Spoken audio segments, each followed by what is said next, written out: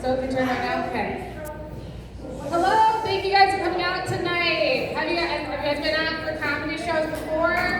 Post-pandemic or pre-pandemic? Okay. So I'm very excited to see that most of the audience is like-minded with me in whatever rainbow assorted way, you know. I like to just get it out of the way first. I am a 34-year-old non-monogamous queer dyke, and I'm proud of it. You know, it's fucking great. It confuses people a lot. Like a little bit ago, I had someone who I called out for, you know, calling women bitches, and they were like, "You must like your parents must not love you," and I'm like, "Joke's on you. They think I'm great. Like, you can't get me with that one." So. To start it out, like, I know I'm a little goofy looking. I like to describe myself as someone who knows a lot of people whose first name is, I have a fetish for redheads. Yeah.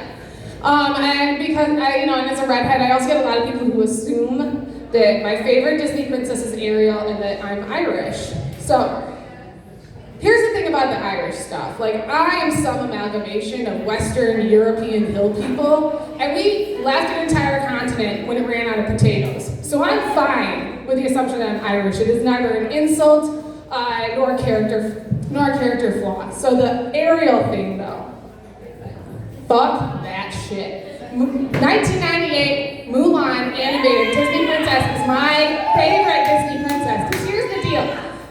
Ariel gave up her voice for a man. Sleeping Beauty's only notable trait is that she is unconscious.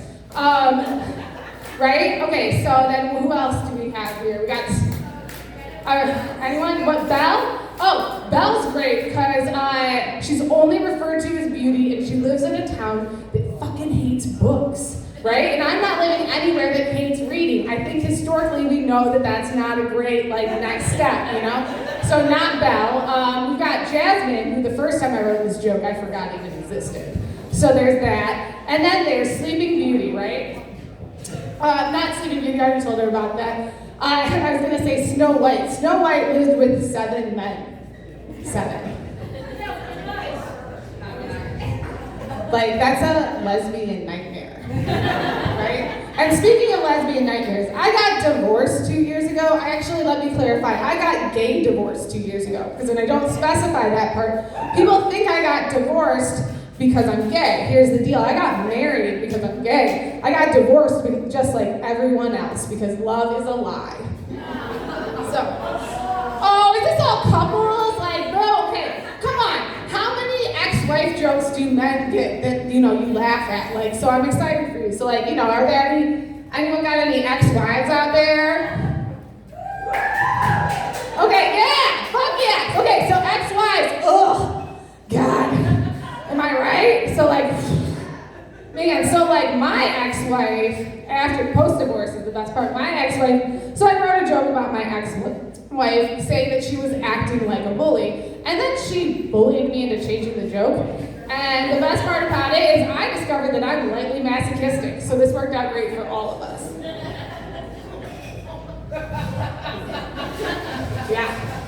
But you know what really peeved me off, though? Here's the thing that really got me, is that one of her friends had the audacity to go, I think you're the problem, because, she's friends with all of her ex-girlfriends. So I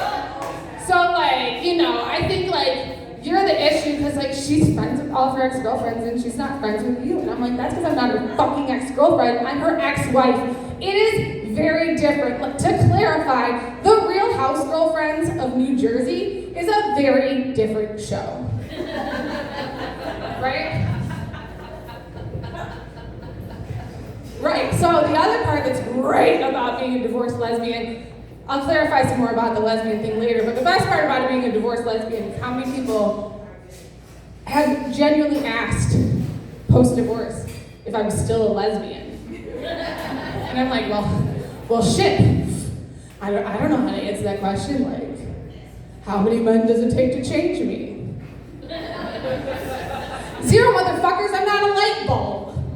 Right? I'm not gonna change post-divorce, so that one's fun. And then it's I appreciate you guys for let me walk through this. So some of this is new material, but yeah, the best part is being like, yes, I'm still a lesbian, so there's that part covered. But the reality is, I'm not like, I'm more like,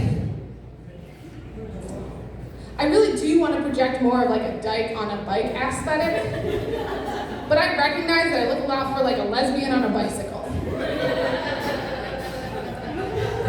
But here's the best part about it. Technically, they're the same thing. Yeah, and that kind of delusional thinking is what keeps my self-esteem above seawater.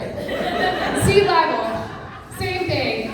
Best part about that joke, both my self-esteem and the sea level are rising right now. So, yeah, I get to make those climate change jokes because I'm a trained ecologist. I tried to get a job telling you motherfuckers to stop burning up the planet 10 years ago, and you kept being like, cool, let's hire someone with a PhD to run our nature center. Activity table for the preschoolers, right?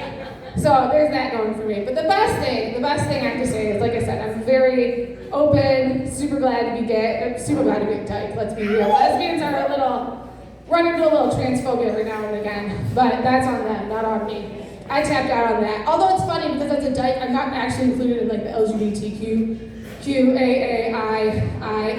I think we include straights now, Alphabet Mafia, and yet there's no D, right?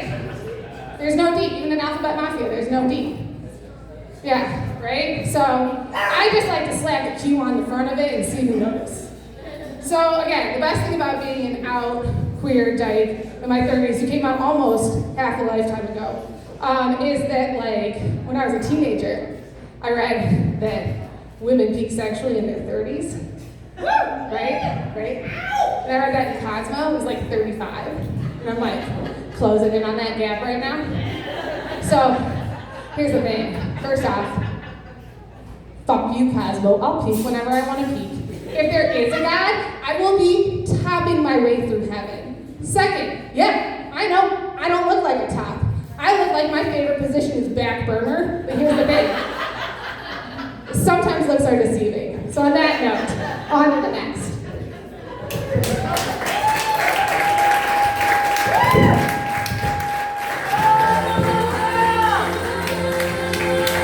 LeBrell. Keep clapping for her. She's got those 1980s moon boots on. Can't believe we didn't talk about them. She paid $7 for them. And I guess like every female